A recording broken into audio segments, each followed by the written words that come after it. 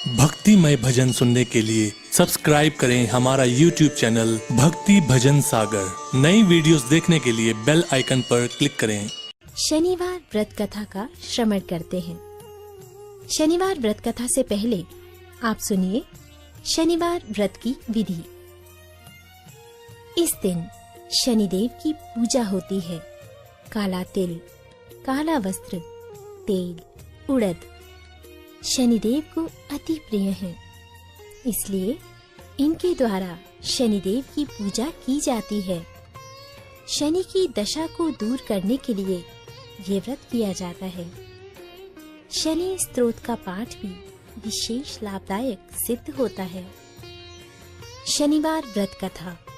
एक समय सूर्य, चंद्रमा, मंगल, बुध, बृहस्पति, शुक्र, शनि, राहु और केतु इन ग्रहों में आपस में विवाद हो गया कि हम में सबसे बड़ा कौन है। सब अपने आप को बड़ा कहते थे। जब आपस में कोई निश्चय न हो सका तो सब आपस में झगड़ते हुए देवराज इंद्र के पास गए और कहने लगे कि आप सब देवताओं के राजा हैं, इसलिए आप हमारा न्याय करके बतलाएं कि हम नव ग्रहों में सबसे बड़ा ग्रह कौन है। देवराज इंद्र देवताओं का प्रश्न सुनकर घबरा गए और कहने लगे कि मुझ में ये सामर्थ्य नहीं है कि मैं किसी को बड़ा या छोटा बतला सकूं। मैं अपने मुख से कुछ भी नहीं कह सकता। हाँ, एक उपाय हो सकता है। इस समय पृथ्वी पर राजा विक्रमादित्य दूसरों के दुखों का निवारण करने वाले हैं, इसलिए आप सब मिलकर उन्हीं के पास जाएं।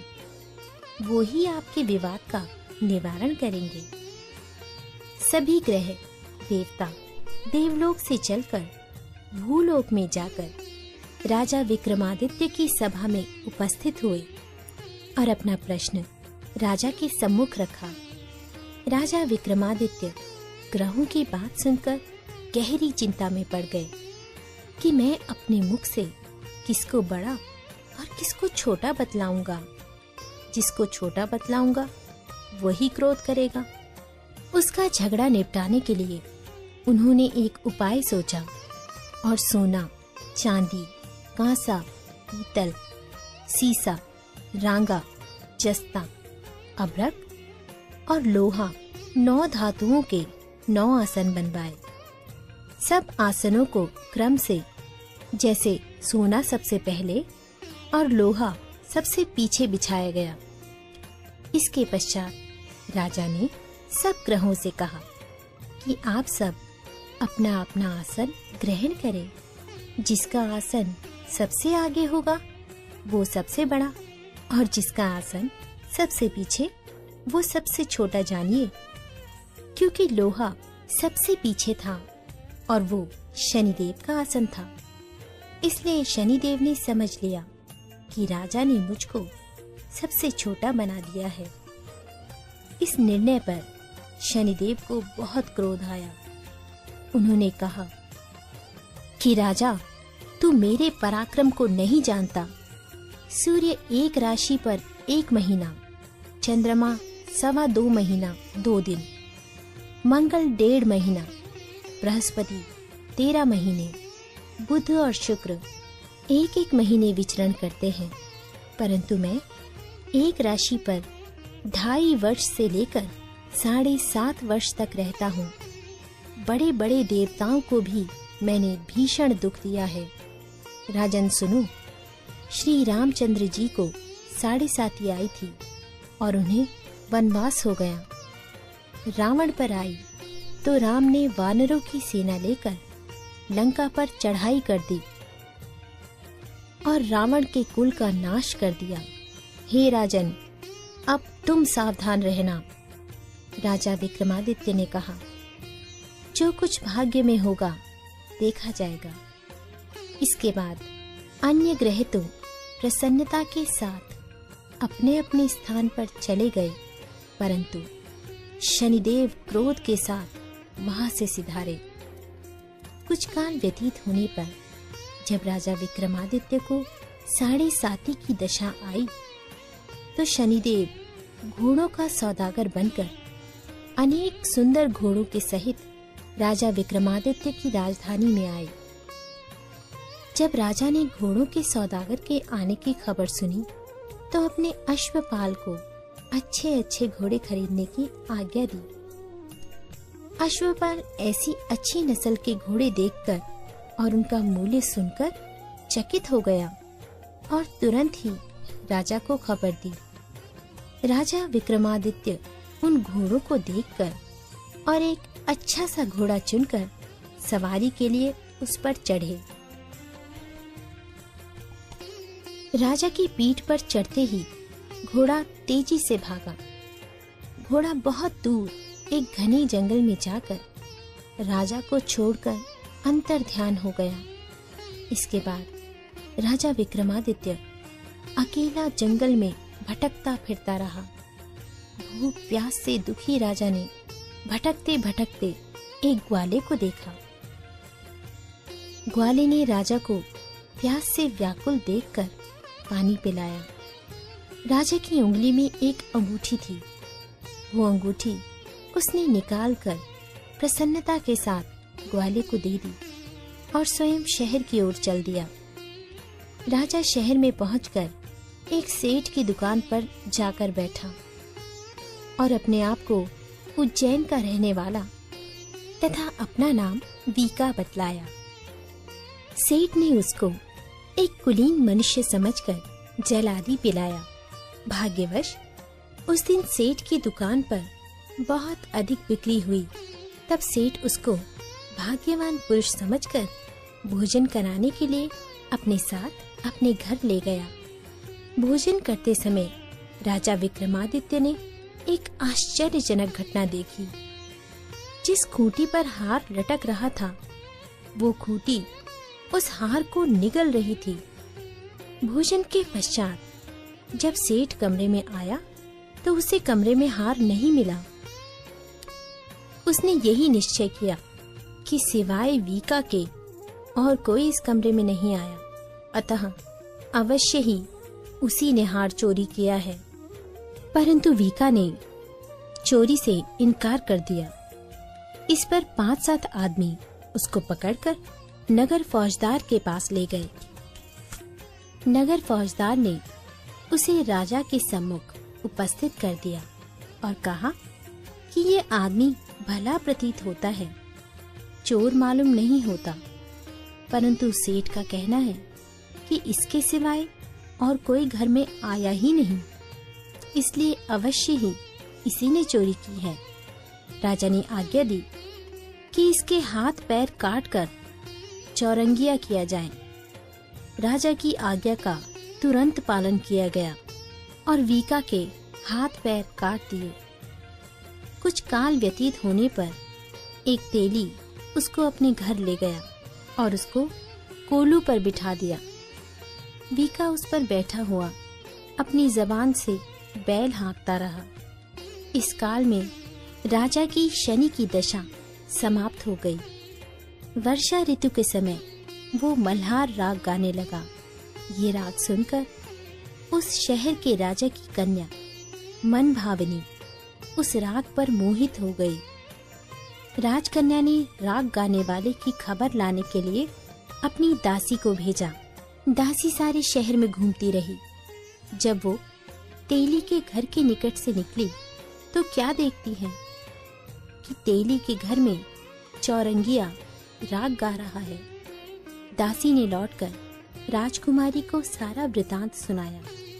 बस उसी क्षण राजकुमारी मन भावनी ने अपने मन में ये प्रण कर लिया कि चाहे कुछ भी हो, मैंने इस चौरंगिया के साथ ही विवाह करना है।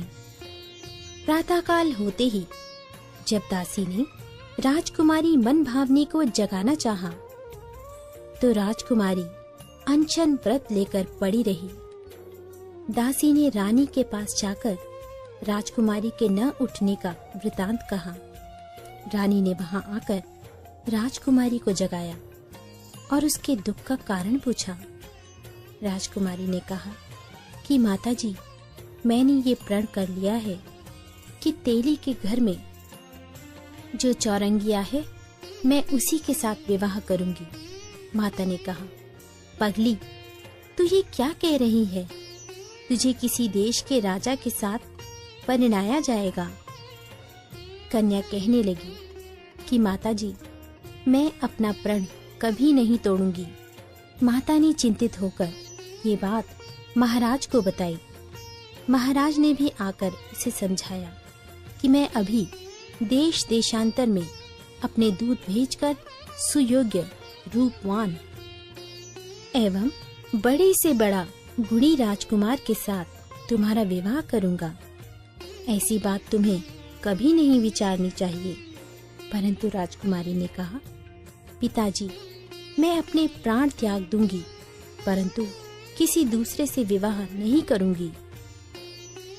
ये सुनकर राजा ने क्रोध से कहा, यदि तेरे भाग्य में ऐसा ही लिखा है तो जैसी तेरी इच्छा हो वैसा ही कर।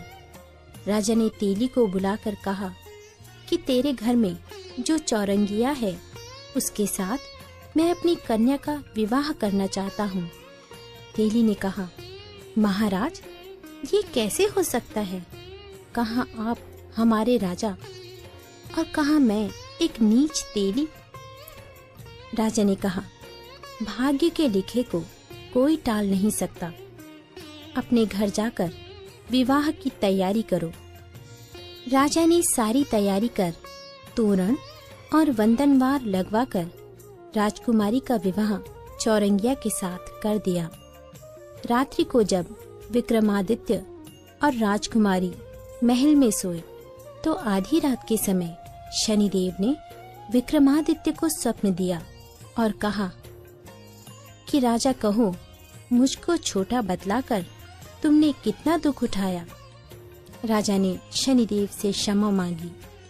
शनिदेव ने राजा को क्षमा कर दिया और प्रसन्न होकर विक्रमादित्य को हाथ पैर दिए। तब राजा विक्रमादित्य ने शनिदेव से प्रार्थना की, महाराज, मेरी प्रार्थना स्वीकार करें। जैसा दुख आपने मुझे दिया है ऐसा और किसी को न दे। शनिदेव ने कहा, तुम्हारी ये प्रार्थना स्वीकार है। जो मनुष्य मेरी कथा सुनेगा या कहेगा उसको मेरी दशा में कभी किसी प्रकार का दुख नहीं होगा, और जो नित्य ही मेरा ध्यान करेगा या चींटियों को आटा डालेगा उसके सब मनोरथ पूर्ण होंगे। इतना कहकर शनिदेव अपने धाम को चले गए। जब राजकुमारी मनभावनी की आंख खुली और उसने चौरंगिया को हाथ पांव सहित देखा तो आश्चर्यचकित हो गई। उसको देखकर राजा विक्रमादित्य ने अपना समस्त हाल कहा कि मैं उज्जैन का राजा विक्रमादित्य हूँ। ये घटना सुनकर राजकुमारी अत्यंत प्रसन्न हुई।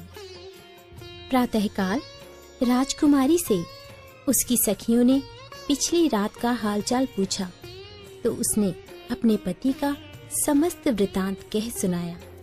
तब सबने प्रसन्नता प्रकट की और कहा कि ईश्वर ने आपकी मनोकामना पूर्ण कर दी। जब उस सेठ ने ये घटना सुनी तो वो राजा विक्रमादित्य के पास आया और उनके पैरों पर गिरकर क्षमा मांगने लगा कि आप पर मैंने चोरी का झूठा दोष लगाया, आप मुझे जो चाहे दंड दे। राजा ने कहा, मुझ पर शनिदेव का कोप था, इसी कारण ये सब दुख मुझे प्राप्त हुआ।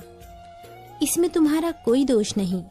तुम अपने घर जाकर अपना कार्य करो, तुम्हारा कोई अपराध नहीं। सेठ बोला, महाराज, मुझे तभी शांति मिलेगी जब आप मेरे घर चलकर प्रीति पूर्वक भोजन करेंगे। राजा ने कहा, जैसी आपकी इच्छा हो वैसा ही करें। सेठ ने अपने घर जाकर अनेक प्रकार के सुंदर व्यंजन बनवाए और राजा विक्रमादित्य को प्रीति भोज दिया। जिस समय राजा भोजन कर रहे थे तब अत्यंत आश्चर्यजनक घटना सबको दिखाई दी। जो खूंटी पहले हार निकल गई थी वो अब हार उगल रही थी। जब भोजन समाप्त हो गया तो सेठ ने हाथ जोड़कर बहुत सी मोहरें राजा को भेंट की और कहा, मेरी श्री कंवरी नाम की एक कन्या है, उसका आप पाणी ग्रहण करें। राजा विक्रमादित्य ने उसकी प्रार्थना स्वीकार कर ली। तब सेठ ने अपनी कन्या का विवाह राजा के साथ कर दिया और बहुत सा दान दहेज आदि दिया। कुछ दिन तक उस राज्य में निवास करने के पश्चात राजा विक्रमादित्य ने अपने ससुर राजा से कहा कि अब मेरी उज्जैन जाने की इच्छा है। कुछ दिन बाद विदा लेकर राजकुमारी मनभाविनी, सेठ की कन्या श्री कंवरी तथा दोनों जगह दहेज में प्राप्त अनेक दास दासी, रथ और पालकियों सहित राजा विक्रमादित्य उज्जैन की तरफ चले। जब वे शहर के निकट पहुँचे और पुरवासियों ने राजा के आने का संवाद सुना तो उज्जैन की समस्त प्रजा अगवानी के लिए आई। प्रसन्नता से राजा अपने महल में पधारे। सारे नगर में भारी उत्सव मनाया गया और रात्रि को दीपमाला की गई। दूसरे दिन राजा ने अपने पूरे राज्य में ये घोषणा करवाई कि शनि देवता सब ग्रहों में सर्वोपरि हैं। मैंने इनको छोटा बतलाया, इसी से मुझे ये दुख प्राप्त हुआ। इस प्रकार सारे राज्य में सदा शनिदेव की पूजा और कथा होने लगी। राजा और प्रजा अनेक प्रकार से सुख भोगती रही। जो कोई शनिदेव की इस कथा को पढ़ता या सुनता है, शनिदेव की कृपा से उसके सब दुख दूर हो जाते हैं। व्रत के दिन शनिदेव की कथा को अवश्य पढ़ना चाहिए।